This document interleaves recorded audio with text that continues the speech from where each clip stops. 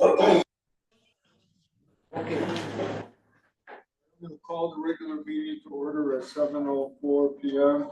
and have Bob Neff lead us in the pledge. Pledge allegiance to the flag of the United States of America and to the republic for which it stands, one nation, under God, indivisible, with liberty and justice for all. Item 3. Motion that the Board of Mayor and Burgess approve the minutes of the regular meetings of June 4th, 2024, July 2nd, 2024, and the special meetings of May 15th, 2024, and June 4th, 2024, each member having received copies for review. Second. You got it, Mike. All right. Second from Burgess Bronco. Any questions? Any discussion? All those in favor? Aye. Opposed? Motion that the Board of Mayor and Burgess approve the monthly reports of July, each member received copies for review. Second. Questions? Discussion? All those in favor? Aye. Opposed? All right, so we're going to start the meeting. I note that Burgess, Gallo, and Rosenblatt are not here yet. Burgess Dambowski is on Zoom, and we will start. And I'm assuming they will be here shortly. They're expected to be here. I'm not going to make a prediction on the length of the meeting, but I think it will be pretty normal, and slow down. hopefully So usually Yeah, slow won't down. be too long. Just need to 9:30, have- quarter to 10. But what I want to do is bring up something in my opening comments that I forgot to put on the agenda. So Jim, if you could bring up that map of our open space acquisition of property at the Roma. And is there a way you could get the entire drawing on at once?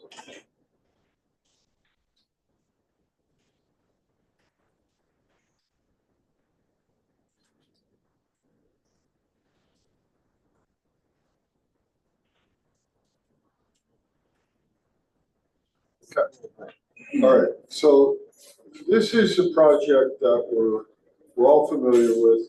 We've talked about many times, but we've prepared a compilation map so everyone can see it. And if you look at the upper left-hand side of the map in green, that is Guntown Park. And as you know, over the last several years, we've expanded Guntown Park, heading up towards the top of the map. Also, about 4 or 5 years ago, we acquired the green area on the lower portion of the map, which is off of Andrew Mountain Road. We acquired that in a foreclosure. It's currently being used by Sunset Farms for farming purposes, but both pieces right now are open space, recreational, clear, beautiful areas. So in our open space acquisition, the land right in the middle that connects the two pieces, which is shown, I don't know if you can read it up there, but it's shown as lot number 1, is a 45-acre piece, and it's right in the middle. And that piece connects Guntown Park to our open space on the top of Andrew Mountain Road. And that is the land where we have acquired an open space grant, and we will be acquiring that 45 acres shortly. Now, to make that happen, we have to subdivide the land and turn it from one piece of land, about 200 acres, all owned by the Wilmot family, into 3 pieces. So the first piece is the one we're buying in the middle that we're showing as lot 1. The second piece above it, called lot 2, which is about 60 acres. That's the land that the YMCA intends to purchase for their summer camp and other related activities. In Lot 3, the remaining land, which is a little under 100 acres, will be retained by the Wilmots. So we just received our survey, our mapping last night. We submitted this plan to the Planning Commission for subdivision approval. We intend to complete that process quickly, and then we will acquire the open space land. And what we're going to do, we're not going to develop it in any way, but what we're going to do is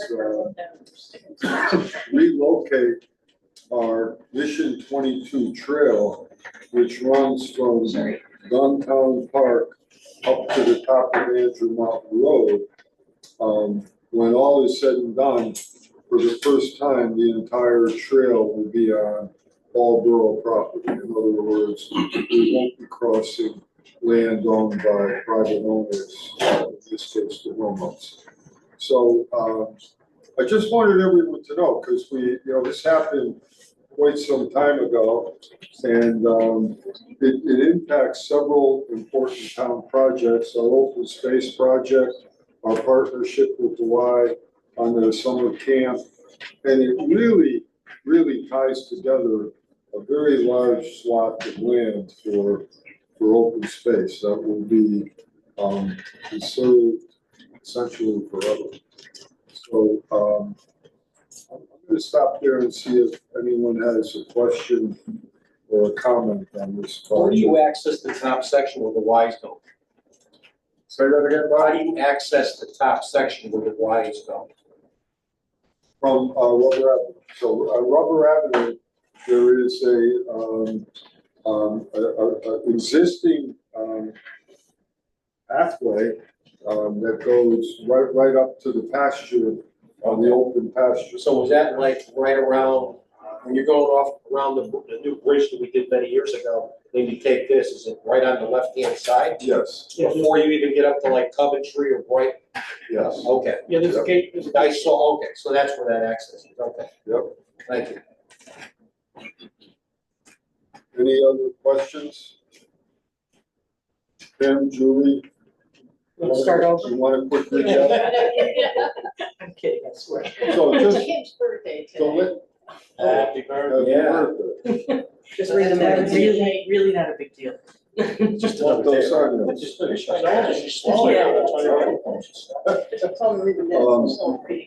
So the lot one, the land in the middle, we're acquiring by way of an open space grant so that we can connect the two green areas, and all areas will be connected, including our Mission 22 trail, all on borough property.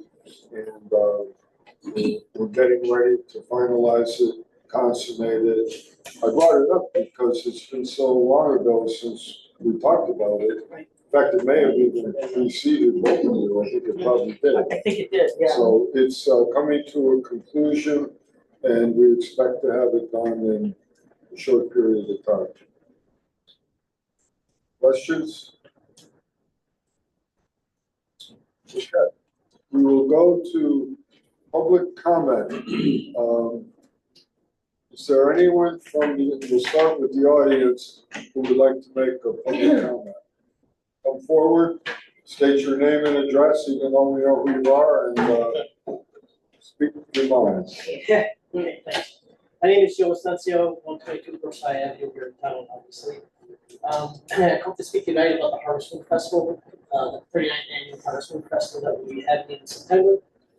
As a co-chair of this event, recently we've had some concerns about obviously having it on the town green, and I just wanted to bring up a couple of those concerns. We had originally had a list of 5, but since you all had a meeting earlier this morning with your project coordinator, a lot of those questions appear to be answered. So I'm just going to go through them anyways as a general statement, and then ask for one last question about how it's And by the way, just so I don't forget, you were invited to our next meeting where we have all departments present to resolve any issues. It'll be 2 weeks from today at the Bank of America building. And you're invited to attend. Now, in the meantime, we'll answer your questions. Okay, great, appreciate that invitation. First was overall safety with the tree itself. First, the fencing. As we know where the fencing is now, if you were to think of yourself in an analogical format, ring runs north to south, east west. From the middle of the monument where the water is, if you run south towards the school, you have that fencing there. Then the fencing in front of the monuments, all that area is takes up about 28 booths locations for the festival. So obviously that was one of our concerns, and understanding from the meeting this morning that some of that fencing will probably be, maybe gone by the festival itself, and or the green will be addressed as far as the safety concern. The safety concern we had was. Well, let's stop one at a time. So on that issue, I think the best thing for you to do is assume the fence is going to be where it is and do a layout of what you want. And if you need more space, we'll find more space for you on Church Street, Cedar Street, or in other words, we'll make it work. Yep, and we've done that, knowing that the way this project was going, we've done that already. Normally, we contacted the police department and fire departments. We've we've petitioned for their permission. In the last 10 years, we've closed Vision Street for the community event, and we've had booths there. So we have enough space that we've measured out already to use the Vision Street in particular. That also will help out with the new rulings that we received from the fire marshal of food trucks and et cetera. So those vehicles will be, on the street essentially instead of being on the lawns. The third question that I was going to tonight was overall power. But as you can probably see, the powers are still lit, the poles are still lit, and I think it'll probably be all set then. But there's a concern I just want to bring up and question whether or not that would be available or not before the event. Will be the same as last year at the gazebo, right, Jeremy? Yeah, those.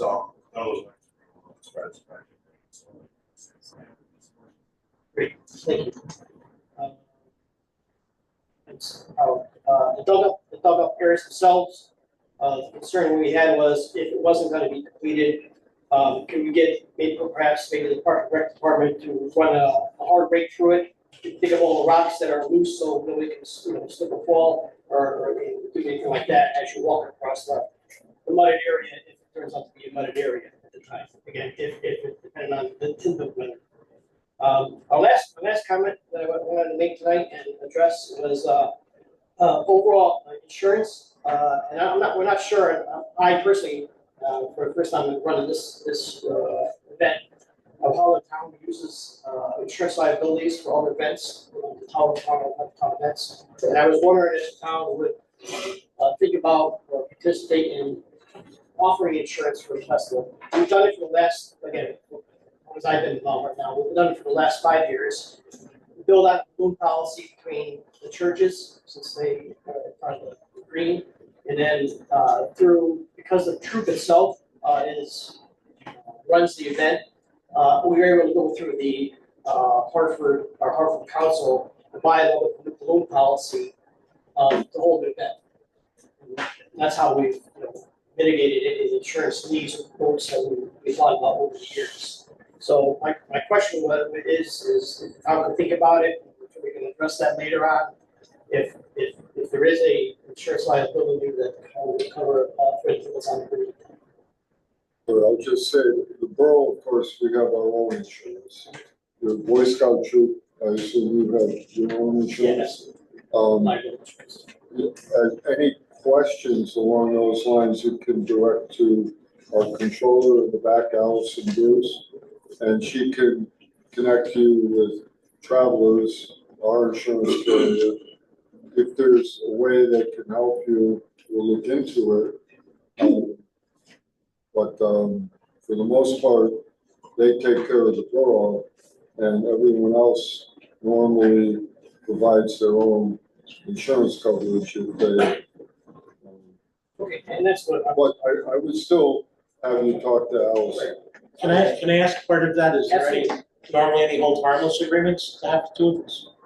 Oh, so their event is not a town event. Right. It's, they've been running it, it's been there forever, Yeah. and, they've never come to the town for assistance. Even this one, Charlie came to the meeting today and we talked about it, but, it's not a town event. It is an event on the town green. Right. That they run themselves.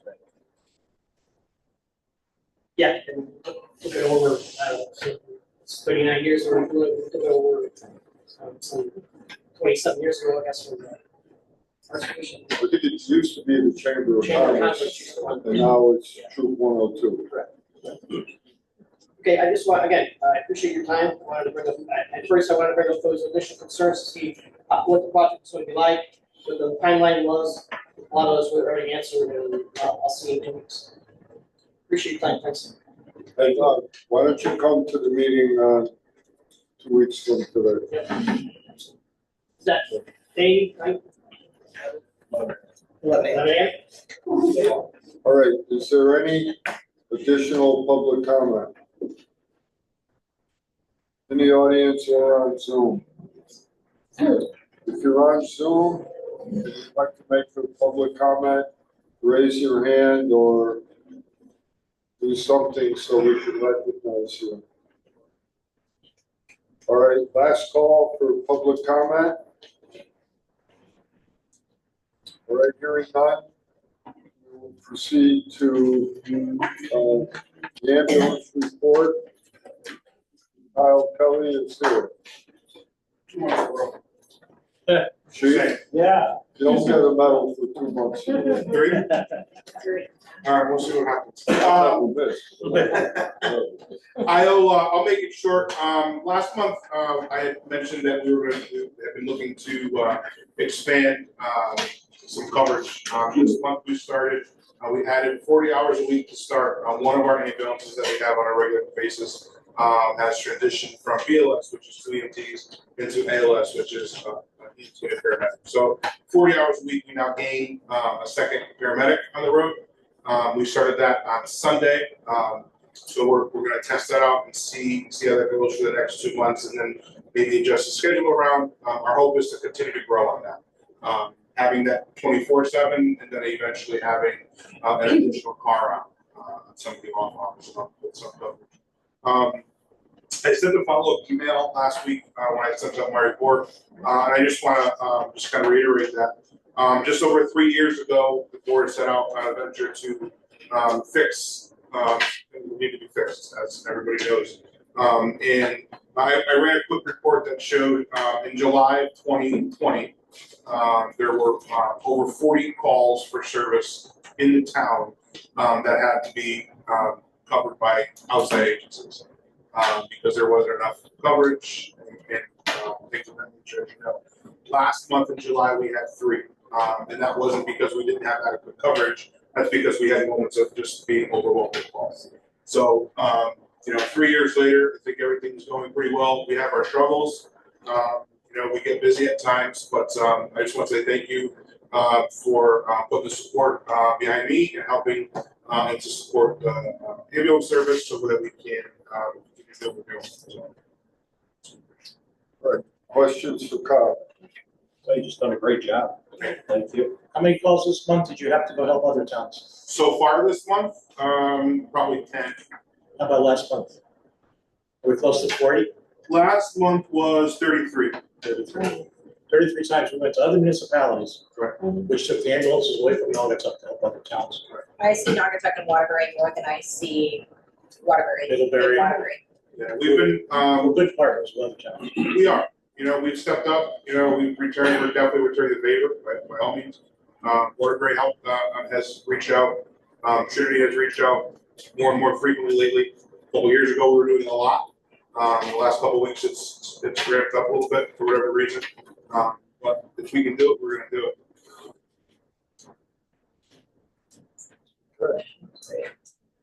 Thank you, Kyle. All right, next item, Indian Rock. All right, so this is being precipitated by the demolition of 8 Pond Street. So on Pond Street, as a youngster growing up on Fairview Avenue, adjoining that building on Pond Street is what used to be a rural park. It's Indian Rock. It's a Native American area where legend has it that the Native Americans had an arrowhead manufacturing facility there, and there were lots of arrowheads there.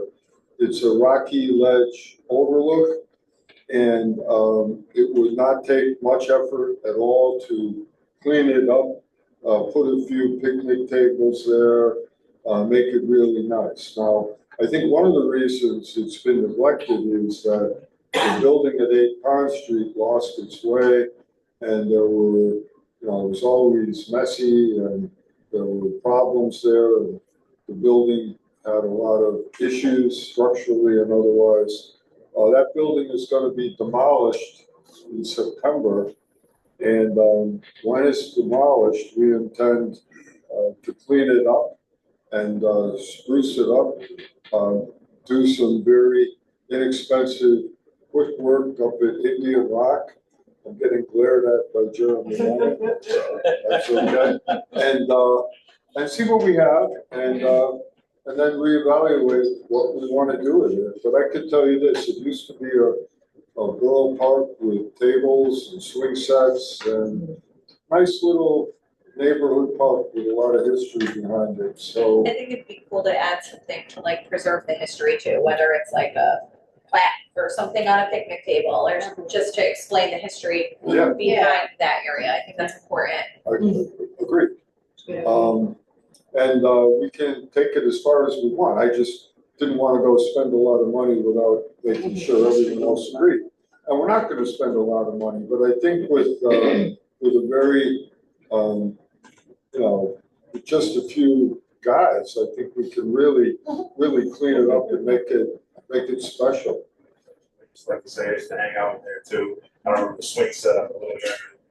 We used to run around there too, as a young man growing up on hillside. Yeah, so it's a really cool spot, and it won't take much to bring it back. Is it just like a small area for the park, or? Well, it's not big, but it's an elevated rock ledge area that is just, if you were a Native American chief, that's where you would have had your lookouts looking down the valley. Well, that's why I think it'd be cool to like do something Right. to that effect up there, you know? Yeah, why is it called? Right. Yeah, I'm sorry, I was Italian mafia, not Native American. Yeah, right now it's just really cool. All right, so when that building comes down, we're gonna clean it up, we'll take a look at it and see what we have. Scout project. Never know. Yeah. Okay. Number 9, Amazon update. So Amazon is moving ahead with their project. They intend to reach out to the neighborhoods in Naugatuck and Waterbury that surround the project. So I expect toward the end of August, the beginning of September, there will be some meetings with the neighbors. There were some several years ago. They will present their modified plans. They're just finishing them up, talk to the neighbors about issues, and they intend to start the land use process in September of 2024 and move forward with the project. So we will have probably at our next meeting their updated plans and some more information that we can talk about. But it's moving ahead. I'm just giving you a heads up, and they will be reaching out to the neighborhoods in the month of August. Questions? Okay. Borough Naugatuck development plans.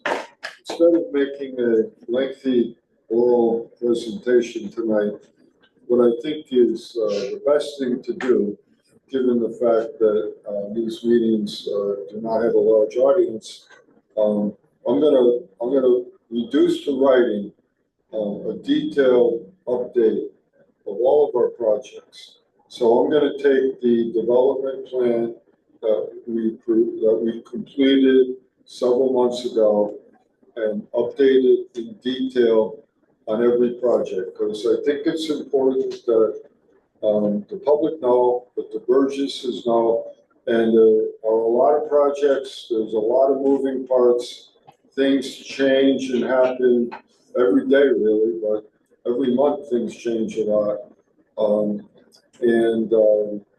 I think that everything should be in one place where people can look and see where everything is. So I'm gonna prepare that, distribute it to the Burgesses, the public, social media, the library, the borough website, just like we did the last time with a detailed update.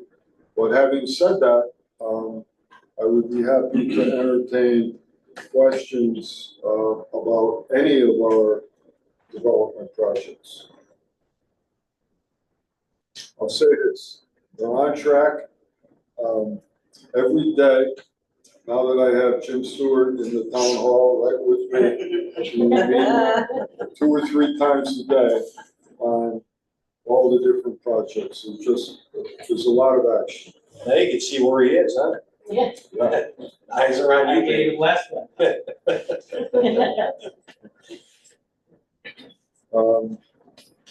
And for the record, none of our developers have walked away. Right. It's just a favorite thing that folks like to say when they want to say how bad things are in town. So I'm just saying it out loud so you can say it out loud, because these stupid rumors get repeated a lot. They do. Mostly by people that know they're false. I would say this, if I dealt with rumors and social media, I wouldn't be able to work. So I'm gonna proceed full speed ahead and allow you people to monitor social media. All right, item 11, historical mural photographs. So last month, when Teresa Morris from the Historical Society was here, she noticed some of our historical photos, in particular, the one of Mr. Whittemore and Mr. Tuttle.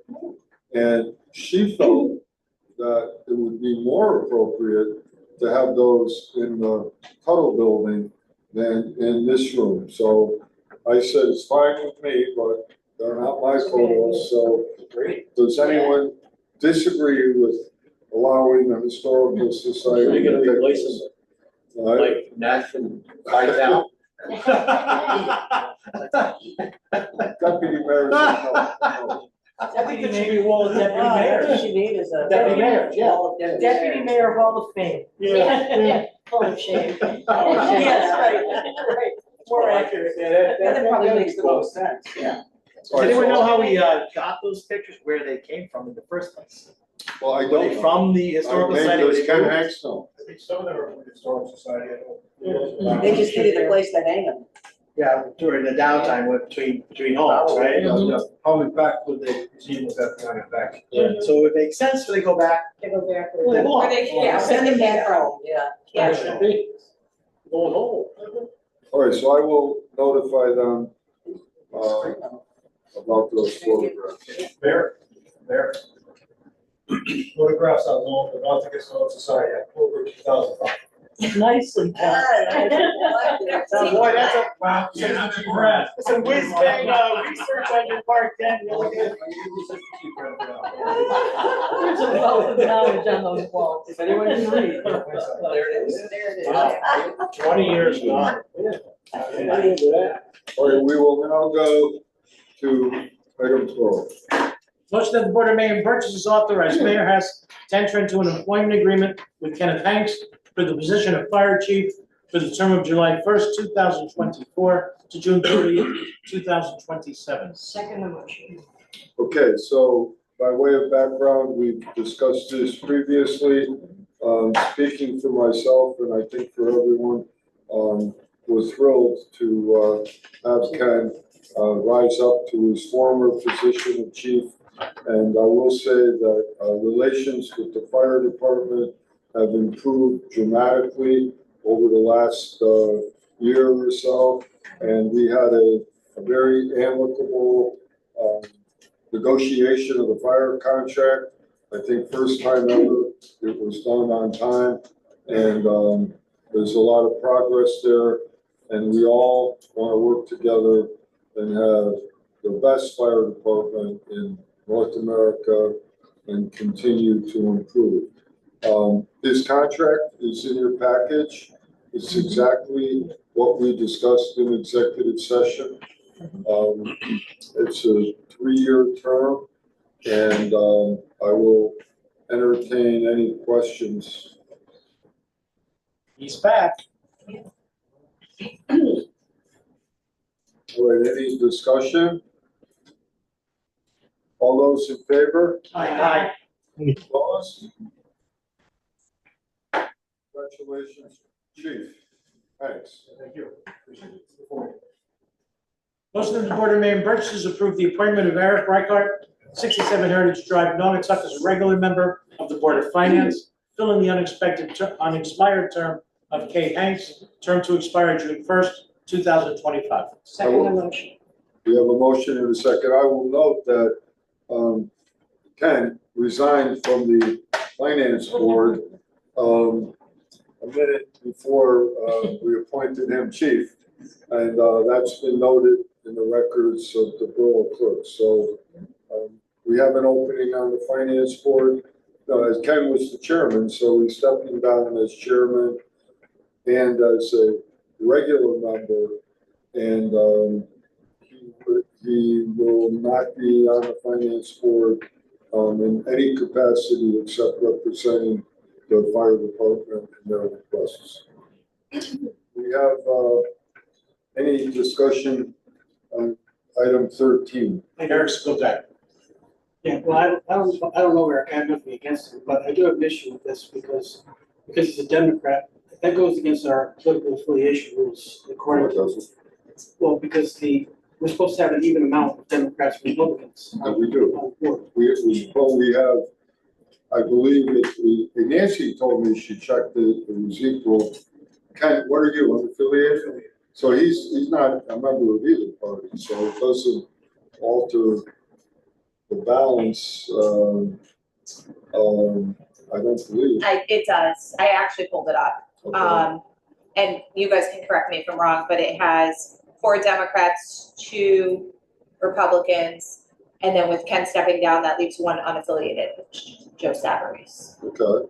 So adding a 5th Democrat would unbalance the So let me hear that. What's the number? 4, 2, and 1 So with 2 openings. Nancy, are you there?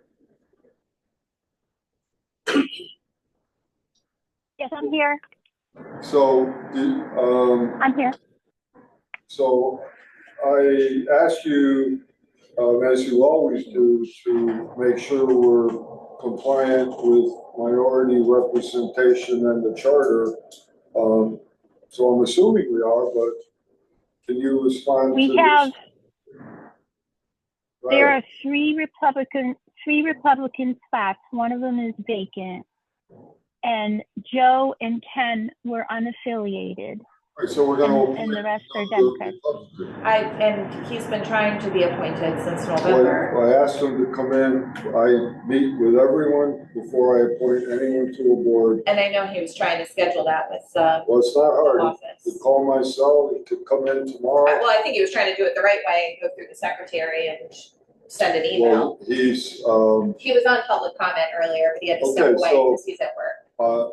we can make an appointment before the end of this evening. Okay, And I will appoint him, at, the next meeting. so doing this now would still have us unbalanced though, because the Well, we don't have Republican a seat, meeting before the next borough board meeting. because the Republican seat's still vacant, so that would leave it.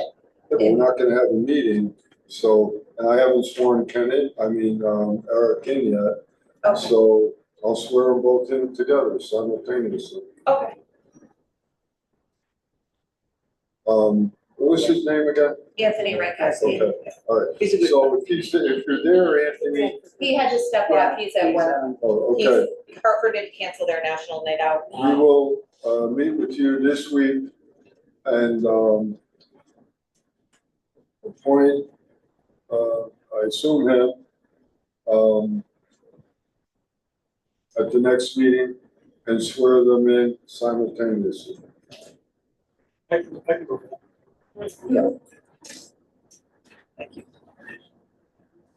By the way, unlike some people, I don't think in terms of parties, so it's good that you, keep me on my toes, because I deal only with individuals.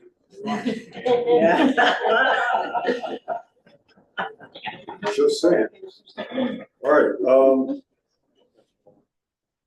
okay, all those in favor? Aye. Opposed? Motion that the Board of Mayor Burgesses adopt the following municipal resolution to accept funding and enter into a grant agreement downtown remediation project as if read. Second motion. Okay, so, this is something that we've discussed before and we've been working on for quite some time. But some of the issues on phase one of parcel B are somewhere between remediation, environmental, and soil suitability. And we reached an agreement with Penrose as to who was going to do what. There were some extra costs that would be incurred by the borough. We applied to the state for funding to pay for it. We received the funding, and this puts us right on track to get parcel B phase one ready to start construction in hopefully September. When I say construction, that's digging of the foundation and the utility trenches in preparation for them to start their construction in December. So that's the current schedule, the current plan. So what we're doing now is we're accepting these funds from the state of Connecticut and entering into the development agreement. So this is strictly for remediation. It's not for, there was wood underground, it's deteriorating and we gotta fill that in now. Can't we use something like that? It's in between. When I say in between, some of the material in the ground has to be processed. And processing it is part remediation and part soil suitability. So it's a between the cracks issue that we were arguing about, but when the state decided to fund it, we decided to go ahead and get it done. Is Vince Seifert still involved with that process? Well, that Vince Seifert is a volunteer consultant. That's correct. He will be available to us for future phases. Now, phase two is a whole separate set of issues. There's tunnels in phase two that we're dealing with now. And we're working diligently on phase two, and we plan to get a lot done on phase two before the end of 2024. But there was a difference of opinion between our consultants and their consultants, which led to this resolution where the state agreed to provide the funding to solve the problem. Just so you know, Vin is a member of the NEDC, and he was volunteering his services to help out with the process there because he's got exceptional knowledge in a lot of those different areas. So he was helping out the borough in helping this process. Yeah, exactly. All right, any questions? All right. So.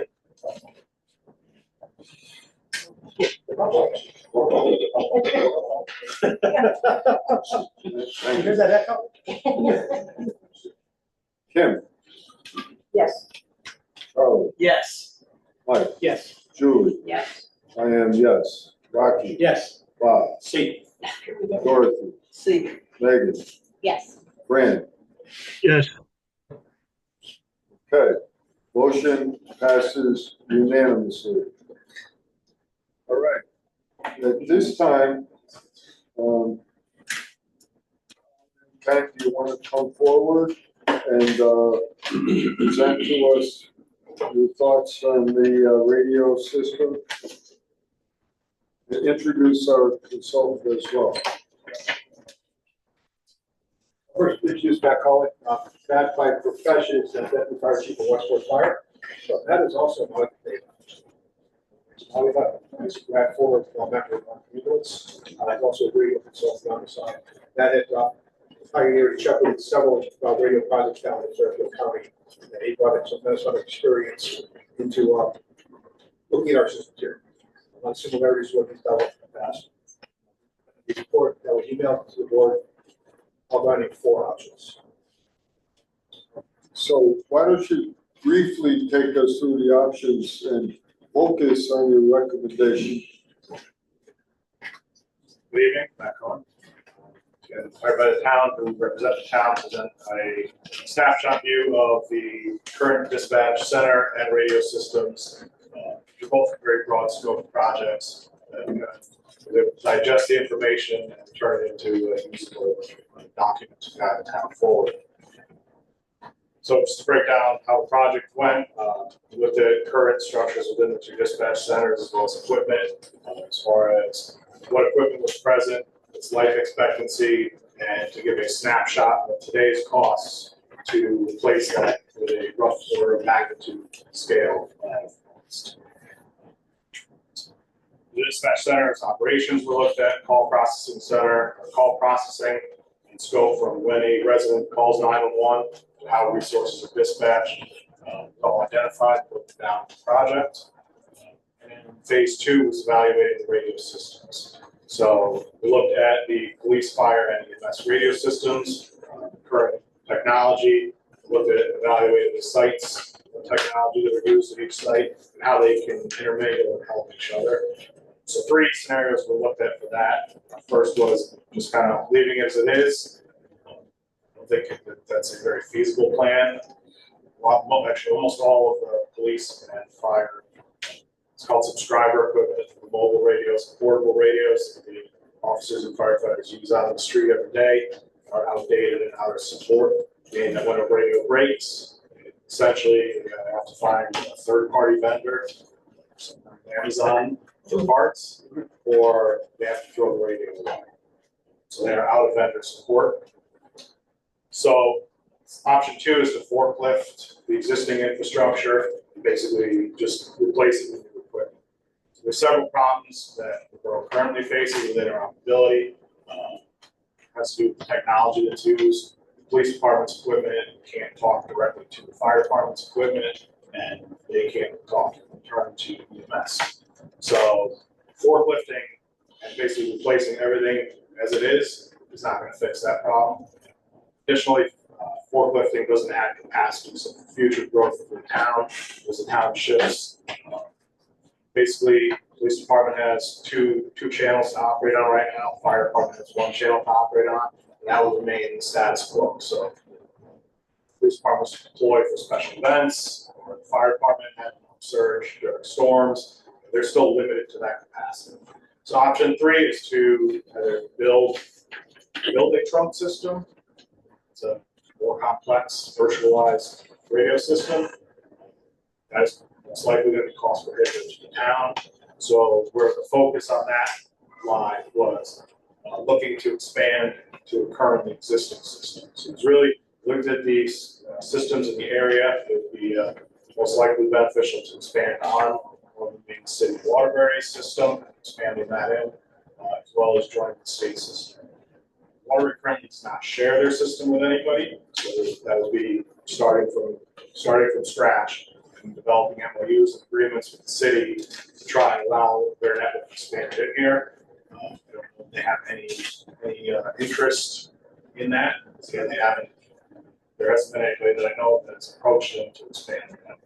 Second option is the state's radio network, Connecticut Mobile Radio System, and what that is it's the system that's built by Department of Emergency Service, Public Protection, and operates all the sites throughout the state. So where you leverage some of the benefits is that there's already some coverage from town currently. Dr. BMS is on that system currently, and they're operating. There are a lot of dead zones still, because again, you're getting coverage from the sites that exist in the system already. So the only anticipated cost for infrastructure is building out to get the footprint and coverage that you desire.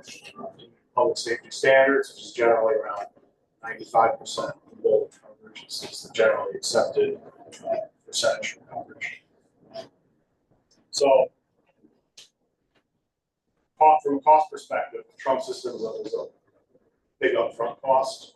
Sites are quite a bit more than doing a conventional refresh. What it allows you to do is build out again to the scope that you need, because you're not buying a site or a radio for each function. So you're basically virtualizing those channels. So if the police department needs 4 channels and they outgrow that, all they have to do is contact the state and say, we need 2 more channels. And they can create. So not selling that system, because obviously that require entry into the state, as well as having their engineers look at the current footprint coverage and engineer what you need for the additional coverage to get it up to a safe operation. So what you'll see in the study is that the costs are broken down. Those are typical costs per site. And those are broken down based on today's dollar amounts. Technology, I think it should do. Doesn't generally get cheaper. So again, that is based on today's costs. Again, to see a reflection of what that subscriber per mobile or portable cost is. See per trunk site, per conventional site. So again, you operate currently in conventional systems, and then trunk site would be that virtualized system. When you look at the subscriber costs, those are figured at list price. So there are discounts on state contract, but also discounts available based on the number of subscribers in buy. So just for comparison's sake, it's based on list pricing. So. One of the main benefits of going to that state network system is you've got the ability to talk to each other. With that state network, we have the capability of having police, fire, EMS, public works, safety patrol, fire, police, CERT, and school administrators, all be able to talk to each other. In fact, there's 140 with MOUs in place. Some of them are using it with various capacities. So either back up to their existing systems, interoperability purposes, but many of them are on as primary. And the strong point of the state system is maintained by the state of Connecticut. We basically, as a borough, get out of the radio business. Much more complicated than that we started with fire service, food service. Never computerized, very complicated. It's a very robust system. So, EMS, we can now, if we were to go with this system, we would build out more coverage for EMS. And another benefit is that the network monitoring that's provided by the state is not something that any municipality would be able to want to bear on their own. The network is monitored 24/7 by live people at the network control center, which has a redundant network control center. So generally, they know about a problem before the municipality knows about that problem. They already have technicians. They have a contract with Motorola, who's the builder of that system. A maintenance window, they have to be on site making any repairs. What we do now, we have a site up at the WTXS tower, it's actually across there. So they lose power, we have to actually go up there, plug in a generator to start it. Yes. But the reason that happens is a lot of things are happening downtown, and it takes away our resources. We don't have very good system. We have communication towers that are going down, phone lines, communications. We've got to make a call to Norcom, We don't find out about it after it happens. That state network is not. So most of the sites have redundancy, or the state sites have redundancies. Any site that is identified as a primary site, meaning severely degrade coverage, has redundant links either through fiber and microwave, or part of the microwave loop. So meaning if one section of it's severed, traffic will reroute through another path.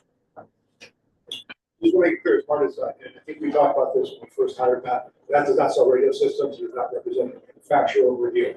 I was hired to represent the town and make sure that the town gets the best. And our consultant, our fire chief, our police chief, our street department, our Kyle Kelly, everyone agrees? Yes. Kyle said, is Kyle using the system?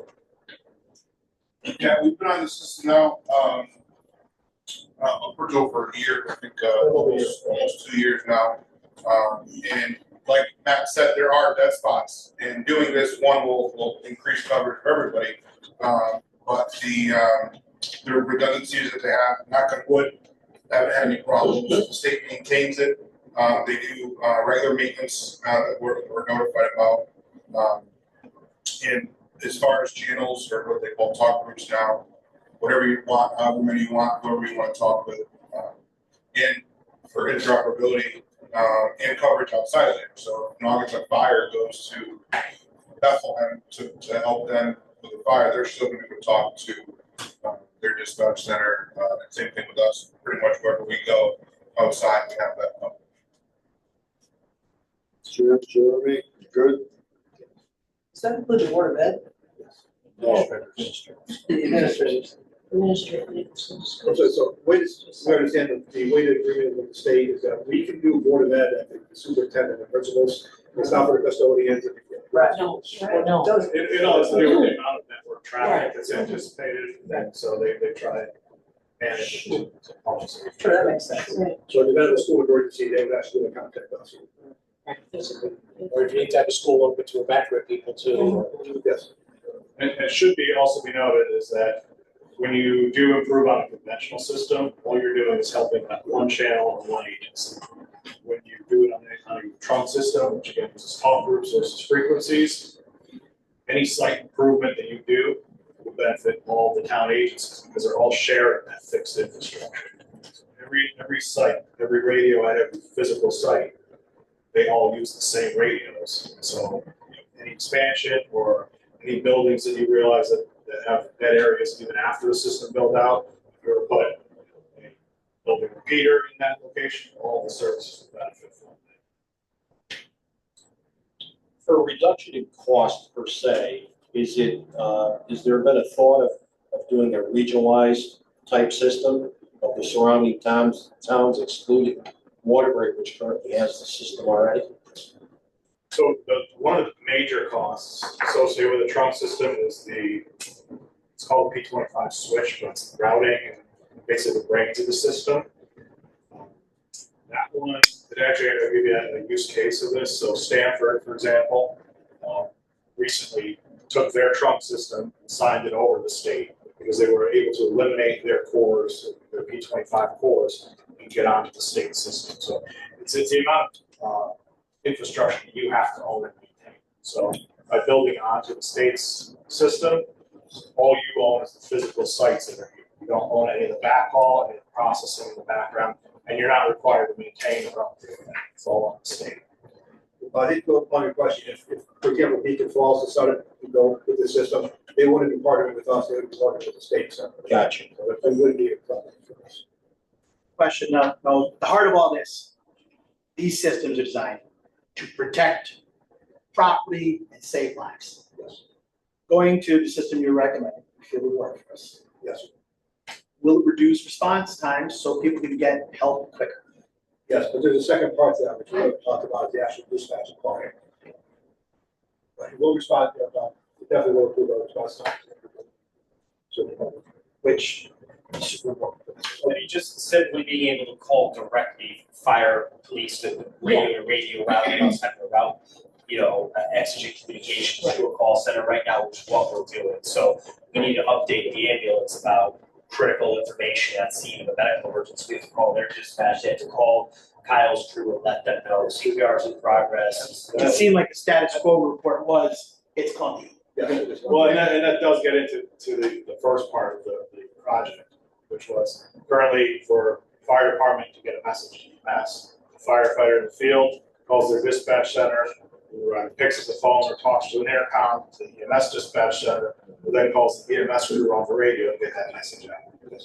So that's And also about with the coverage in town, which is another big problem that I think, I know all three services have right now, it's just coverage, you know, just from the user that's out on the road doing a traffic stop or a medical call or a fire scene to the dispatch. So we've used this system already. During Storm Isaias, all the radios went down in town. The fire department had no communication whatsoever. We were operating via cell phones, and that was sketchy in certain areas. Through emergency management, we were able to call the state. The state brought down portables that we were able to use. The street department had one, fire department had one, police department had a couple. And we used this system already in town, and it worked well for us to get us through that storm until our radios were restored. So say a pilot program of sorts kind of happened, we had to use it in a situation, ambulance has been using it with success. So it's tried and tested to a point. Yeah, It it works will well. reduce response times so we can better protect property and potentially save lives. Yes. And they can talk to each other. Yes. It's crazy. But you're able to maintain contact with your resources should they leave the town. Right. Because you roll on any of the state sites. Again, as an example, if I take my Westport radio and I turn it on right now, I will have coverage in Doggerton, be able to talk to Westport directly. This feels like a no-brainer. Is there any downside? Like if somebody was that real negative person in the room, what would they say about it? Is there anything? Really the downside is the initial cost investment. Okay, all right. And again, everything costs more. It's Okay. a much more complex system, but there's those redundancies that build in those layers of safety. So Right. you're getting paid. Yeah, I don't think that cost should really be even looked at in a situation like this. Right, part of the cost, the next item on the agenda is, entering an MOU with the state, they have their engineers come in and tell us what we need. Right. And we have existing towers, there's tower construction that's being done in town, and they'll be able to look at those sites and say, they may work for us, we may not have to invest in this one. Right. We're not creating this from the ground up. We have something. We have a lot of Which isn't that infrastructure, good. but we don't know if it'll work in that system or how it'll. Gotcha. The engineers will come in and they'll look at getting you the most value for, again, they're not selling anything either, they're state engineers. And what they'll do is they will do the theoretical coverage map, which they'll have of the town. And then they'll pick the best locations for where those sites have to go to fill it with the least amount of sites possible. Just taking an arbitrary area and hoping that fills in gaps. They can engineer exactly where the site should be, how high they should be, what the tilts on the antenna should be to fill in any of those gaps. Yeah, I think the main site that covers Norfolk now is at South Street, probably before. Okay. Middlebury. Yep. The big Bruce Tower. If you look behind the glass shop, there's a small antenna, that's part of the system. Oh, okay. That's all. That's all. It's like, That's kind of long. South Street one. It's just a fill site. It's It's made to fill that tiny little Right, so valley it's right more like there. a repeater than So a. we made these sites like that for the town, but that's what the engineer said. And this question might have nothing to do with the radios, so I'm sorry, but what does this do to our current dispatch situation? Do So we this get one- dispatched now by the state, or, No, so so our this dispatch is it's kind of a separate but concurrent project to the first part that I was asked to look into. You don't, your network's still tied back into the existing dispatch centers or any dispatch center modifications. Northwest Communications will still be part of the system. Northwest can actually cut over immediately because their console is actually on the state system, right? Water, and they're already connected in because they dispatch multiple. Yes. So their console is ready to go today. And should something catastrophic happen in the market with the dispatch, Northwest could just pick up and go switch it, basically, be a backup. Yeah. Any further questions? All right, so let's proceed to item 16. Board of Mayor Burgess authorized Mayor Hess to sign a non-binding memorandum of agreement with the Connecticut Department of Emergency Services and Public Protection, Division of Statewide Emergency Telecommunications, to conduct an engineering survey for the borough to become part of the Connecticut Land Mobile Radio Network. Second the motion. Okay, so this is the motion that you all recommend. You got the, Chief, well, he's gonna comment on the previous. okay. Yeah, just the second part of the, just regarding the dispatch center that you had, we're still on that. Say that again? We have the also the second part of the study too, which included the dispatch options.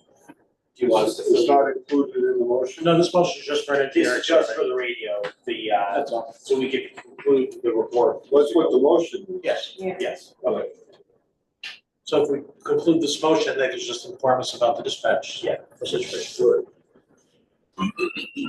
All right, any discussion? All those in favor? Aye. Opposed? Motion carries. And we'll continue talking about next steps, things like that.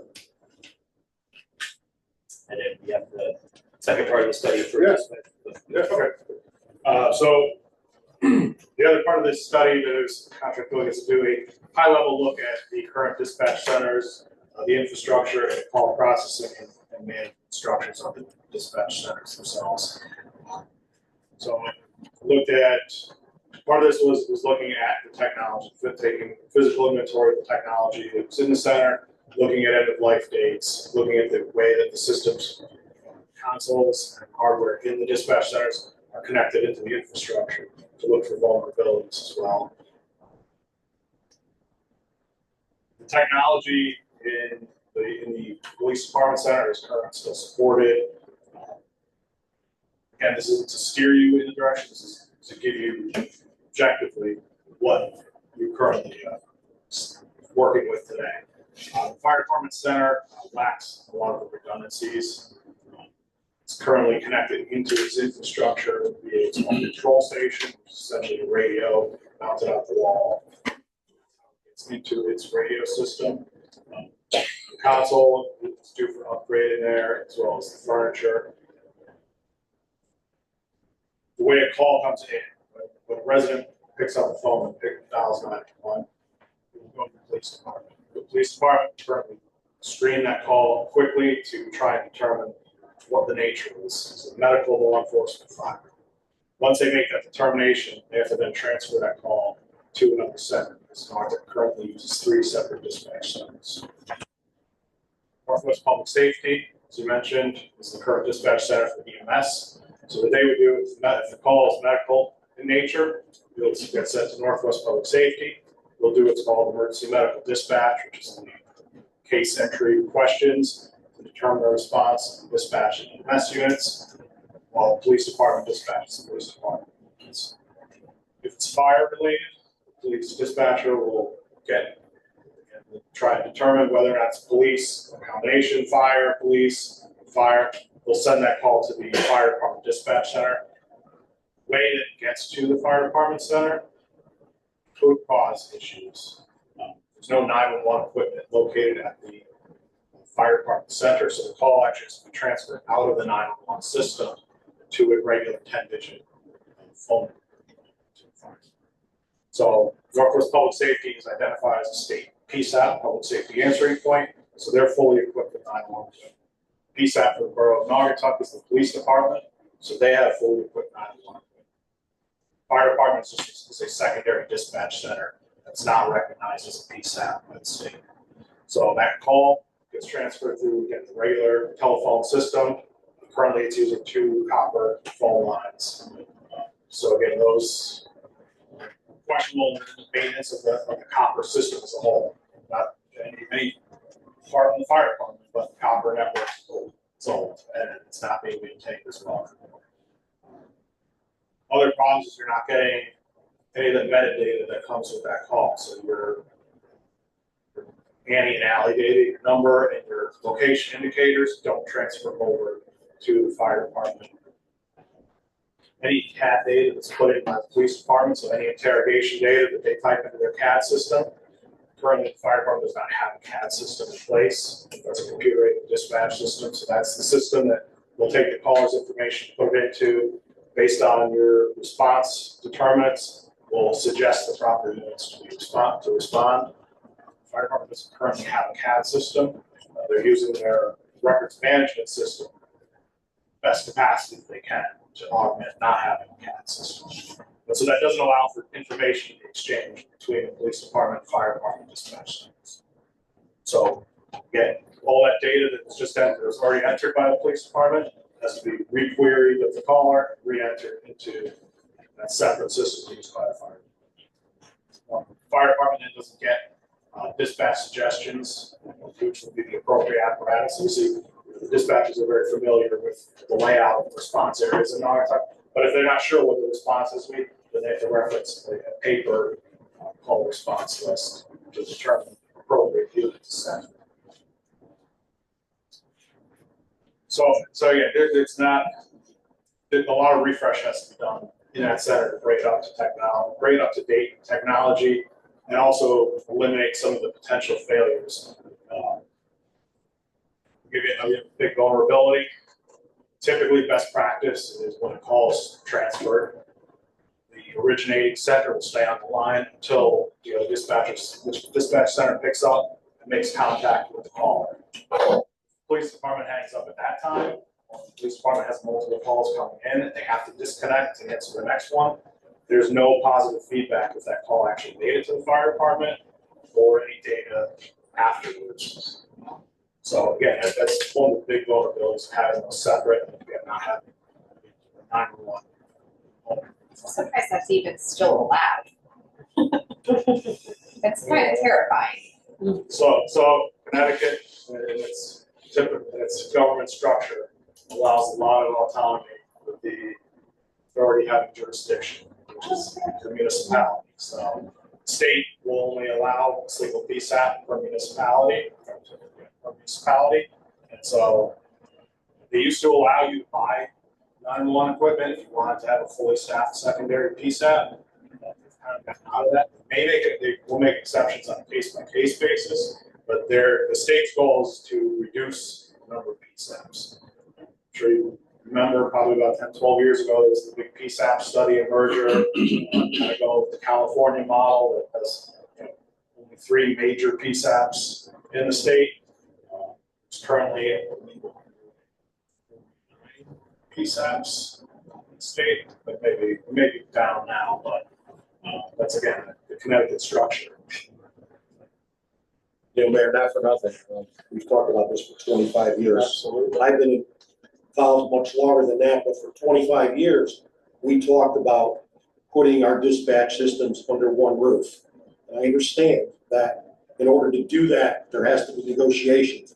But if we're going to spend this type of money and upgrade to more modernization, I really believe that we need to do that. And we'd be stupid if we didn't, quite honestly. So it's something that needs to be addressed. I can't see spending a zillion dollars and we still have 2 dispatch centers. We need to be under 1 unit. That's my opinion. But we've talked about it for 25 years. I agree. I think what we should do is we take at least 2 Burgesses, maybe the 2 seated to my right, and have them work with the chiefs and a consultant and come up with a plan that we will implement. I think clearly the fire department's aged out. No question about that. Years ago when the police department was built, I remember taking a tour of it, and the whole idea of the dispatching center was that there was 2 consoles and an extra console. So if one was down, they could use it, or if there was an emergency, they needed more dispatchers, you could have 3 dispatchers there. But the public safety answering point was supposed to be there. We need to get the fire department over there also. It just makes the most sense. It has to happen, and we need to expand that dispatch center, like I know has been discussed. We're going to expand it. It's got to get done. There's just no question. So there's a process involved. Of course. And I hereby appoint Burgess's vitality and that. Excuse me, I'm deputy mayor. You have made the wall shaky. Former You need cards? You need to get cards. I just put you on. Vitality, former Point you to that. Burgess, current Burgess, former deputy mayor Bob. So you're gonna work with It's a great plan. Ken, Colin, Kyle, Matt, and we're gonna come up with a plan, we'll discuss it. But our plan is only as good as the changing of some union stuff. Well, that'll have to be part of the plan. And also And finance. there will be a negotiation. Yeah. And there will be, some ramifications from it, but. Will be, whatever we do is the benefit of the borough. Correct. And that's the bottom line, is whatever we do and decide to do is in the benefit of the borough for the future. There might be people that are pissed off because they're gonna move from here to there. We don't care. We wanna do what's best. But just to give you back a little bit of history, when 911, when Enhanced 911 first came in, late 1980s, we had the opportunity as a borough to put a 911 system in the fire department. We decided not to do that to save money. Here we are, 35 years later, after we spent a lot of money to get back where we should have been years ago. The dispatch, that was being very kind to the fire department. The dispatch council we have now, there's a technician that comes in who's been there for a long time. He's not the only guy that can fix it. The Haven Fire has the same council in their museum. It is scary. And the point is, we've had telephone problems with the copper lines. We've got ambiguity with it. It's getting to be some issue. And worst case scenario is if someone calls for, that's it, call 911. If anyone here would call 911 for an emergency, it's a frightening experience. Yeah. How frustrating is it for you to dispatch and take your information, hold on, get the phone ring again? It's very frustrating. And then that call gets dropped, we don't know again. And it has happened. We want to make sure when people call 911, they get dispatched, the appropriate coordinate, the appropriate help as soon as possible. Okay, so we're gonna, Same conversation. Yes. gonna keep working on this and we will revisit it as soon as you're ready. Okay, so thank you. Thank you.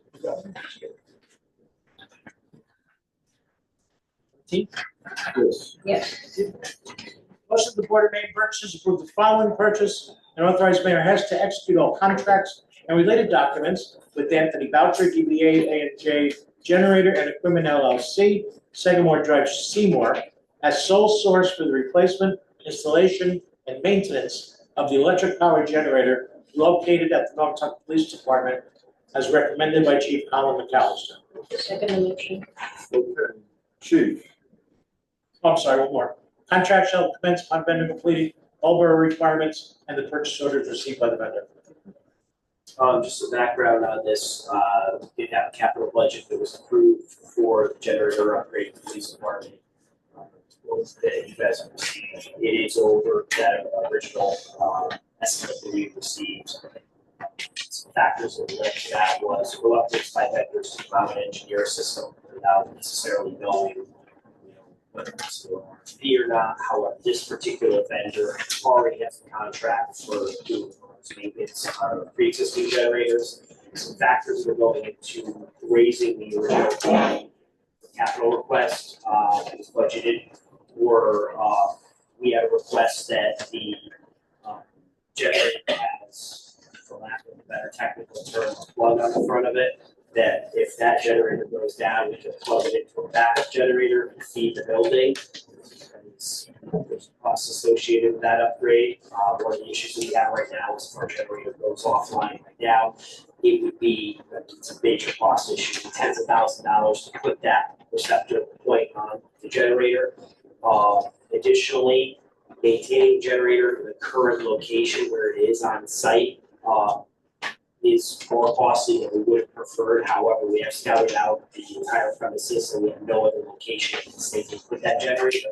So unfortunately, the generator's current location means that they're going to have to trench across the parking lot and get into the side of the building to put the power cord into the side of the building. We were looking at putting it where some of our current transformers are for the recent solar project. Unfortunately, those are the line before the plans were made to upgrade the generator. So that location is off now. It's permanently off the table, so we're back to where we were. The last part of the generator too was, as we researched this further, the current generator does not power 100% of the building. So 26, 27 years ago, when this was engineered, we didn't have the demands that we have now. So as Jim knows, there's a substantial amount of IT equipment in there. There's on backup, and we've done the generators in power packs inside the building. We want to make sure that the entire building continues operations 100% if there is a power outage. And under our current generator, it's about 70%, 80%. One of the systems that will not run under our backup current generator is the HVAC system. And we obviously have requirements for maintaining temperatures, particularly in the cell block area. It's just a legal requirement. So if it were weather like it's been for the last couple of weeks, especially after a summer storm, or the worst or blizzard or something for the winter, we need to maintain temperatures inside the building. Conditions in this project cost is over from what we had hoped it is, but as you guys know, the market's volatile. We had these quotes during budget prep. Was lower, but we've been working now, so her team obviously to try and get this before you today. I'm not exactly sure what the turnaround time is if you guys vote in favor of this tonight, but everything in supply chain takes quite a while, so I'm not even sure if this is going to be something that might have a 6 to 12 month lead time before you can get up there and deliver. What are you doing with the old generator? So we've researched that quite a bit. The disposal of the old generator does not seem that there's much interest in anything local. At least we're in the street for our 2 more possible moving as well too. But putting it into another location outside of town could be a possibility. But again, we need to consider acquiring it. It works. It's just its consistency in firing it up is sometimes a concern. So there is a small market for them in the development world for those too. That also has some costs associated with it. Would AJ take it back as credit for somehow? I don't know. There didn't seem to be any interest or Okay. And what was your original budget on this? 300,000. And where are we gonna get the balance? Allison? Ready for this one? So when we proposed the purchase of the generator in this last budget proposal, we are going to do a 5-year lease on it. So we're going to take the first year, which is this current fiscal year, we're gonna use the amount that's in it that was already approved for that, and then we can move the difference out in the 4 years of the leasing program. So the price is 410. We put 300 in the, so. We did 20% with interest. Yeah, but 20% because it's a 5 of year. 300 is the number that we're planning on? That's the number that's in the budget this year. So we're Okay, gonna so- finance the 110? We're gonna finance it in we're gonna finance the extra in the 4 years out on the lease program. So you're short the difference between 110,000 times that percentage. Right, which we'll finance out in the lease. So do we need a capital transfer of any kind? We're using the money that you approved in the 25 budget as the first payment, and then we'll finance the rest, And we'll put it in next year's budget.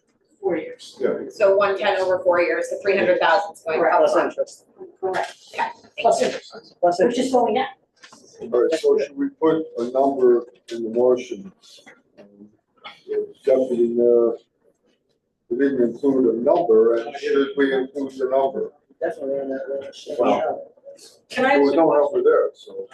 But the motion also says purchase. Should it say lease? Yeah. Purchase Yeah. lease. Purchase lease. Can I ask a question? That's a pretty sweet deal for the lease. You're Yeah. getting that much of a percentage of the money up front. And, you know, as Allison just pointed out, the interest rates are going down. Why are we giving them $300,000 up front? We're not. We're not. That was You the never original. just said, No, that was the original purchase amount. I know. And we're financing over about 5 years. Yeah. So you're only You only approved One 20% of the 300,000 in this year. Okay, so we're not giving them 300,000. No, you're not. What are we giving them the first year? Well, when they deliver it, 20%. we're gonna lease 80% of it, we're gonna put down 20 from what you approved, Okay, and then we'll make lease payments for 4 years, so, okay, so it's 20% a year is the lease. roughly with interest, yes. Right, Yeah, yeah, no, I get that there's interest in Yeah. okay, that makes me happy. So that's 20% of the. Yeah, 20% of the 410, right? Correct. Okay. Well, no, it's 20% whatever of you 300. approved in the first year. 20% of It could be 18% because Okay. we're, Gotcha. and then the rest will finance. So Allison, shouldn't the motion say lease purchase rather than purchase? And shouldn't we put in the 410,000? We're purchasing it and then we're gonna lease it. So it was referencing that we're going to be cutting a deal with A&J and then financing it. Well, we need the number, correct? That's the 410, 842, right? Right. So we're just paying over time, not actually leasing it. That's what's confusing me. Yeah. So it's kind of like rent to own? We're borrowing against it. Thank you. We're paying them to finance it. Right. And Jeremy, this have you number seen? may fluctuate a little given the interest rates. Yeah. No, we fixed. It'll lock down whenever we do final leasing paper. So how much money should we have in the motion? 410? 842. That's the purchase price. That's what you're approving. Gotcha.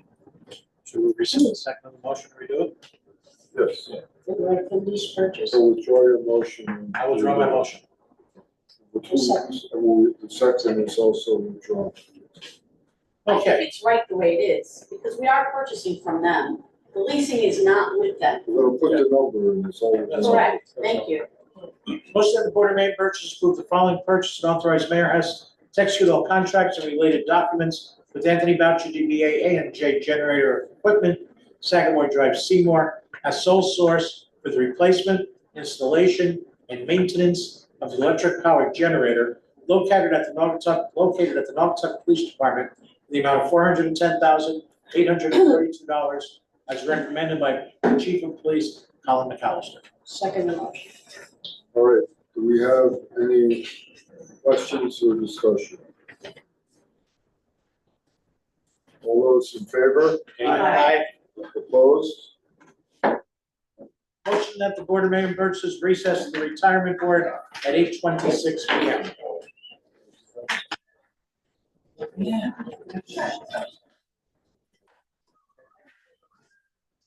Yes. They did when we were walking in. No, no, let's run it out of snacks. Right. I'm almost out. 8:27. I'm gonna call the regular retirement board meeting to order at 8:27. Motion that the retirement board accept the minutes of the regular meeting of November 8th, 2023 without reading. Each member received a copy for review. Second.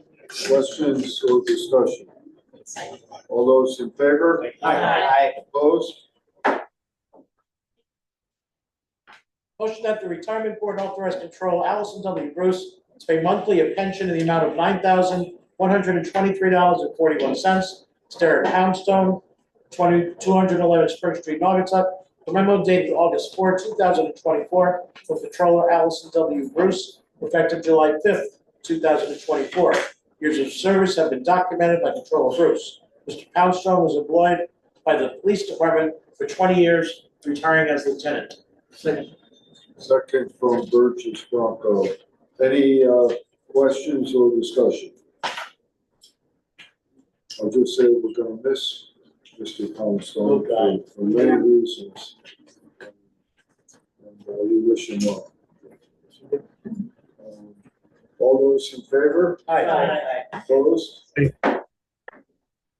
Motion that the retirement board meeting be adjourned at 8:29 PM. Second. All those in favor? Aye. Opposed? Adjourned. And we will reconvene the borough board meeting at 8:28 PM and go to item 19.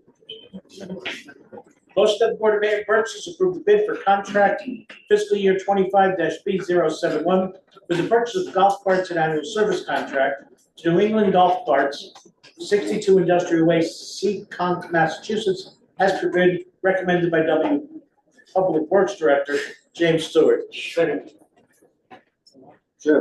Wait. Contract supplements upon vendor completing all requirements and the purchase orders received by vendor.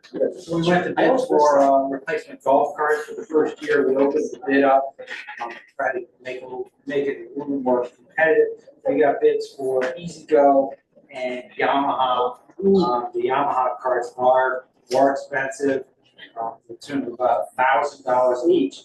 We are budgeted for the Yamaha carts.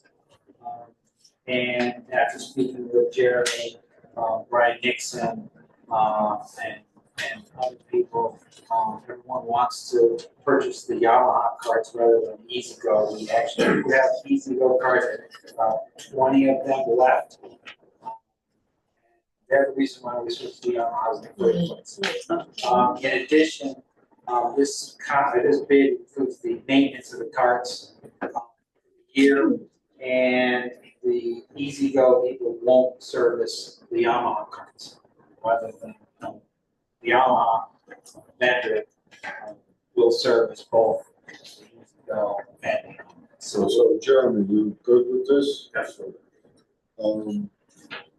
Whatever happened to the service company that we were using for those carts? Still the same company. They show up weekly and they do the service. And they're doing well? Yeah, they're quite often. Currently, we have so many backlog of. They're not back, but we're trying to go with more cars, but it's the same company. That's the same company. We might need some driving lessons. Maybe some rails like at Disney World. We make money on the cars. Yeah. All right, questions? Yes, we do. No, I don't have a question. You said we make money on the carts. I said, yes, we do. You good with this, Kim? Yes, I am. Okay. All those in favor? Aye. Opposed? Motion that the Board of Mayor and Purchasers authorize Public Works Director James Stewart to accept a fee in lieu of final payment from the Connecticut Water Company in the amount of $188,600 for the repaving of Church Street from Division Street to Water Street and Water Street from Maple Street to Church Street. Connecticut Water Company will be responsible to repair all roads and sidewalks on state roads. Second the motion. Okay, motion and a second. Go ahead, Jeff. Well, this is the same as we've done before and we'll continue to do. Charge the water company to repave the trenches. Most of the Church Street is getting completely rebuilt, right down and reconstructed. So it's a big deal. We have to pave our roads and it's great. And we'll actually charge multiple future other utilities. Eversource gas is also doing more for this, so we're coming back shortly with more. So you're happy with the number? Yes. Are we making out and repairing some of the gullies on Church as I drive up and down? There's 15 of them. They're only 12 now, Bob. Okay. Well played. We're gonna be ripping it up sooner than later. Get the Maybe Duchess going on the to way. Rasmus, I think we're gonna do that. I just don't want anybody tripping going across the street to the church, you know? There's so many cuts in the road now, Jason, but we've been throwing asphalt, trust me, we're doing our best. Yeah. Bob just wants a smoother ride. We all do.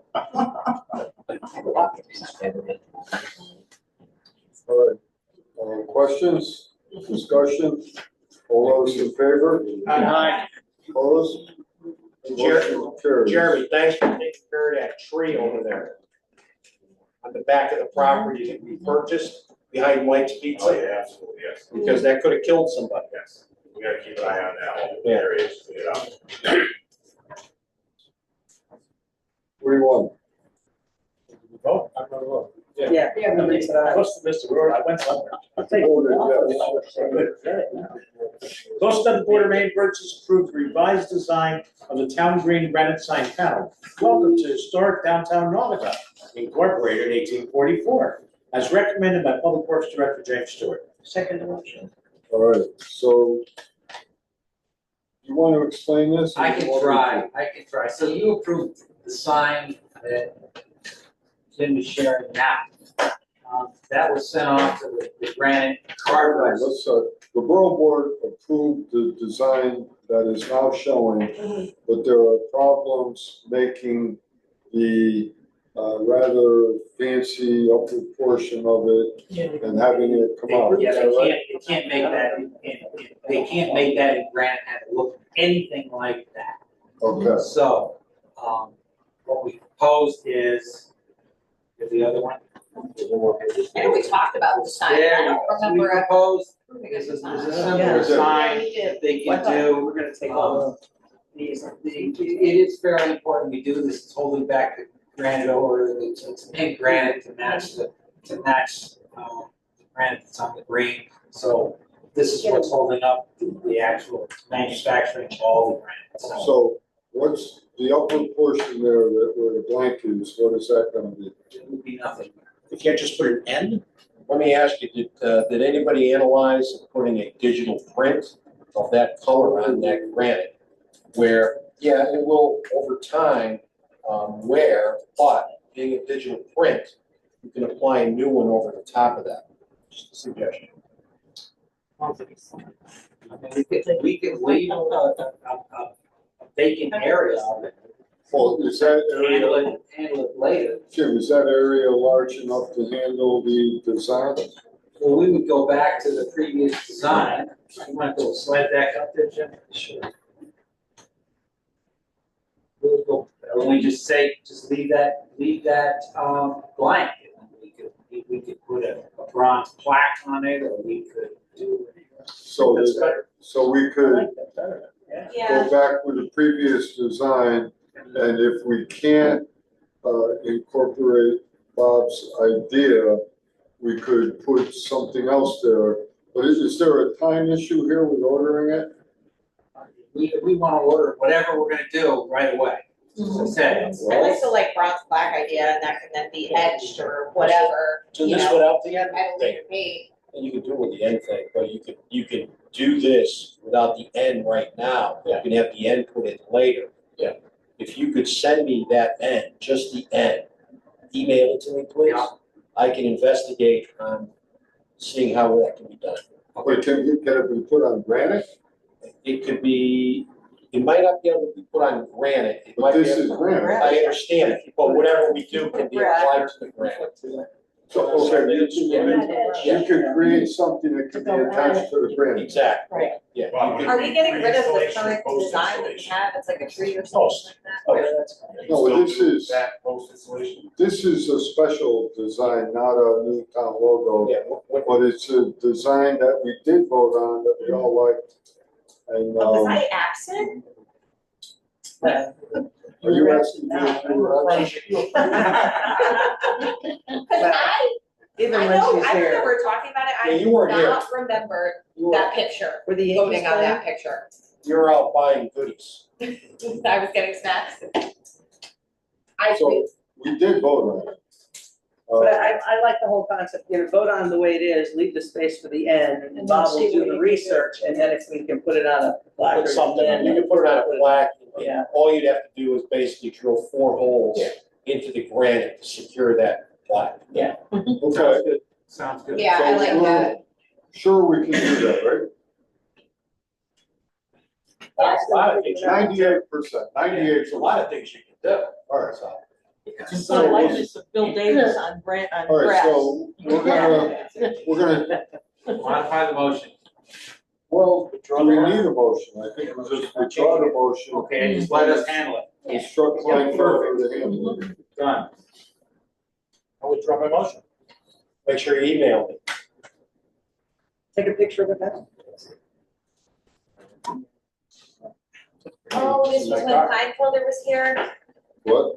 Okay, I believe yeah, no, we had now I do think 1,000 we remember, signs to we pick talked from, about it yeah. for like 2 hours. But I thought we agreed not to have any logos up. Wow. We did talk about it. We did, we talked about it for a long time. But that's That a was good a idea different- with the. That was my, Oh, that my was, portfolio. Yes, it was the arch. That, Yeah. that really doesn't distinguish it from any other conversation. Hello. We're headed that way now too, but shut up. Alright. Sure. Next. Bob, do you want just a PDF and then you'll snap the end out of it, or you're looking for just the end? Oh, yeah, you could crop the end right out of it. The whole square, We'll do the next one and then. that whole square, I can't even see it, but is there a bridge there or something? A river, Is it a river? I don't know. I think it's a river. It's a river. Can you take around and send you just the whole design? Sonata. Well, can you send me just the square end, that top section or not? It's a PDF folder. I'll find out from Jim, we'll see what we can do. Okay. Motion of the Board of Mayor and Burgesses refer to the joint boards of Mayor and Burgesses and Board of Finance a transfer request of $500,000 from the fiscal year 2023 surplus to the capital funds as recommended by Controller Allison W. Bruce. Second motion. Okay, so this is a portion of our surplus from last year that Allison is recommending we transfer to the capital fund account with the balance of the surplus, which you will tell us what that is, to go to the to our fund balance reserve. So that has happened in the past several years. We've been getting a surplus at the end of every fiscal year. And we've had discussions about how the plan is to retain $200,000 in the general fund, so we're slowly building the general fund.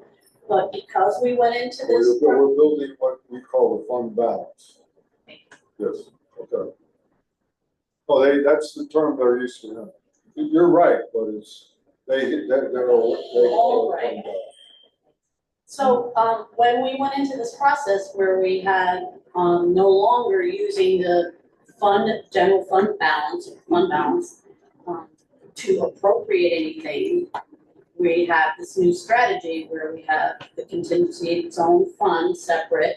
If we ever need it, it's there and only once. We don't appropriate that. We don't appropriate anything from the general fund balance. So in order to offset anything that we may need, we're transferring more than whatever our $200,000 surplus is that we're creating at the end of every year. And so this year, I'm sorry, we're $700,000 surplus. 200 we want to keep in the general fund balance or the fund balance, and 500, as we've been discussing and planning every year, we're going to move into capital for any needs that were not appropriate. It's a new financial strategy that we've been doing for several years, and this is very consistent with the last few years of doing the same thing. questions? All right. It's a good thing. Yes, good thing. It's okay. All those in favor? Aye. Opposed? Onto the addendum. Motion of the Board of Maine Burgesses to add to the agenda a motion to waive bids for the installation and repair of inlaid thermoplastic crosswalks. All those in favor of adding it to the agenda? Aye. Opposed? Motion of the Board of Maine Burgesses waive the bid and authorize Mayor House to execute all contracts and related documents for the installation and repair of inlaid thermoplastic crosswalks to Rocco Iadarola General Contracting Company, Pinehurst Avenue, Waterbury, at the supplied 2024 labor and equipment rates. Contract shall commence on vendor completing all borough requirements and the purchase order received by the vendor. Second motion. Okay, Jim. So, we did send Rocco bid documents when they came on a regular time. He did not foresee the email. And Jeremy would like to install a crosswalk shortly on Porter Avenue for the golf course. And then we're gonna follow up hopefully either later this year or early in the spring with more crosswalks for the downtown area or paving. These are competitive prices. He's the guy we used the other locations on Maple Street, North Main Street. And he's the vendor for the material that we're specifying for the downtown area rubber act. I think he's the only one in the state that does it. And he's the most qualified guy that does anything. This process and the only qualified guy that uses this material. Are those thermal, what's it called? Plastic. Thermal plastic, are the ones in North Main Street, are those thermal plastic? Yep. Okay, correct. They last, huh? They last longer than the asphalt they put in. Yeah. Wow. Maybe they'd be good for a bridge. Well, no, that's. They attach the plant That's to the the plant. He's the contractor for the bridge. Because we're delaying these because, obviously one of the issues is you really don't want to pave around it. Yeah. When you're done. You want the project to be over and then pave and then put this stuff down and everyone disappears. And we can make it look like The a next bridge. 25 years. So it's a crosswalk, bridge the gap. Okay. All right, questions for Jim? All those in favor? Aye. Opposed? Motion that the Board of Maine and Burgess authorize Controller Allison W. Bruce to refund the following tax refunds approved by tax collector Jacob Goggin as if read. Second motion. And we have a motion and a second. All those in favor? Aye. Opposed? And I will note that I will abstain because of my large refund. That's an after that. Right? Could have bought coffee for tonight. All right, we will go to public comment. Our second public comment. Is there anyone in the room or on Zoom that would like to make a public comment?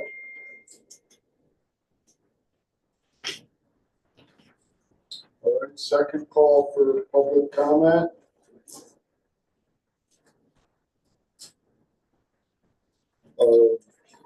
Last call for public comment.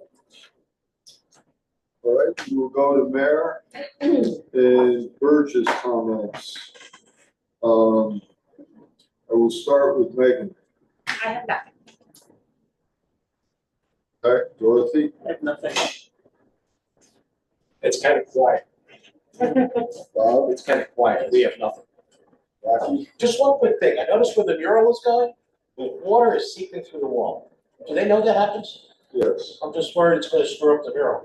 There's a crack. You're making a waterfall. They'll fix it. I mean, it's active water act with all this rain effect. I've seen water actively coming through that. Will that be where the pond is? It's under the. Maybe it'll run into where the river That's flows. true. We could put a mouth here and have it look like it's squirting out. Salmon. That's what a salmon would be, yeah. Anyway, I just wanted to Let's mention. talk for 2 hours about where the salmon go. And I will remember. Is he going upstream or downstream? Fun-filled group tonight.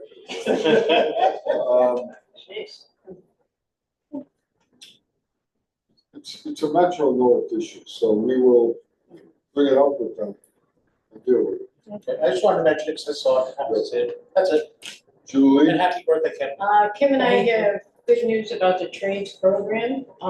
They just approved for 24 slots for next year. So there's gonna be, I think, 2 cohorts is what they're thinking of. So, we'll have 24 students being able to go through the trades program. And Walter, tell us about the high school fire Yeah, so project. very excited. First year, we're gonna have a firefighting program in August High School for all grades. There's also an EMT program that's gonna expose our children to the field of firefighting if they're interested in it. They would have the opportunity to attend community college for free for 2 years. There's a college in New Haven, Gateway College. I run that program there.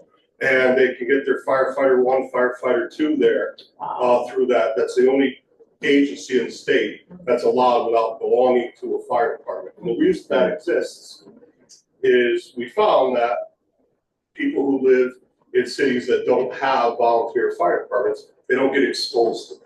So they're at a disadvantage. They don't know about that. And talking to some of the kids that come through the program from New Haven, Bridgeport, and other areas, they had no idea firefighting was even an option for them. So they just thought the firehouses were there and firemen filled them, right? They had no idea. So this is a valuable program. This is going to be great for the kids of Naugatuck. And I think in a few years we can see the benefits of that and have getting Naugatuck residents to the test. I think that's the challenge. We've had tests in the past, and getting the residents to the test is a challenge. I think this is going to so I'm excited. Awesome. All right, thank you. Also, just one other thing with the trades, in the spring, they're gonna do an information session for those out of high school. So people in the community that are interested in the trades, I forgot about that, but they'll do that in the spring too, so it's good. And Jeremy, thank you for working on that at the high school with the handicap accessibility, so it's looking good. Thank you. What do you work 80 hours a week? Yeah, it's the guys working, I'm just telling them. Yeah. They're doing a good job here though, looks good, yeah, looks good. Okay, Mike, No comment there. Charles. Nothing to report on this year, This year. preemptive strike. I had a resident come to me and talk about an idea for an ecosystem that could be created on golf courses to eat the bugs that doesn't require chemicals. And we're working on, Julie and I are talking to the high school first, because we have an environmental club that knows about ecosystems, and we have woodworking classes that could build the necessary structures to put this ecosystem into place. If all of that is feasible, and we're thinking it will be, I plan to bring that to the Golf Commission for their approval to, again, look for opportunities as we're out in the community to get students involved in learning about things and improving their own town by getting involved with local business or local residents that are experts in certain fields. It's hard to bring them into schools because corporations and companies don't have the same schedule as schools, and they don't understand the restraints of a school schedule. So being the go-betweens for that has been a very valuable thing, because once they realize that it's not as impossible as it seems, we've been able to put together some nice things. And we're also we're making a mindset that says, if you have an idea, then, if we can make it happen, we'll help to make it happen. Okay, I would suggest, Kim, that you talk with our new superintendent. Yes. For those of you who don't know, Joe Millay, a great employee at the borough, retired Friday. And we were extremely lucky to procure the superintendent from Fairview Farms, which is a great course, is now the full-time superintendent at Hopbrook. Very smooth transition. They worked together for the last 6 weeks, and we're continuing to improve. So I would suggest you talk to them. Without doubt, without doubt. I don't want to come to them when it's an idea. I want to come to them when I realize So we have plan in place, yeah. Talk to Scott and take it from there. What's Scott's last name? Scott. Okay, I've only met Scott. Scott's got. Yeah, Scott, Mr. Scott. Scott, the superintendent. He's there working out on the course every morning and all day. Very active. And then Joe has been an unbelievable Yes, he employee for has. 30 years. So outstanding what he did at that golf course. So Joe was made a lifetime member of Hopbrook Golf. That's awesome. Nice. Nice, that's great, like that. Fran, Happy birthday, Kim. That's it. Thank you, dear. okay, and also, Fran, when we go into executive session next, do you Do you have the regular call-in number? If so, we'll use that. If not, we'll text it or we'll call you. What do you prefer? You're on mute. You're on mute, Fran. Yeah, if somebody wants to give me a call, call me. It's usually a better connection than the conference call. Okay. All right. All right. Kim is gonna call you when we go into executive session. All right, item 26. Motion to recess to executive session, shit, talk about, at 8:54 PM for discussion on the following. Real estate parcels A, B, C, Y, and Z, Nonotuck Industrial Park, Section 3, Riverview Mobile Home Park, Hershey Property Personnel, Fire Chief, Deputy Fire Chief, and pending litigation. Second motion. All right. Nope, we have. Well, yeah, we will invite in Ken Hanks for a portion of the executive session. Inviting in Ken Hanks. All those in favor? Aye. Opposed? All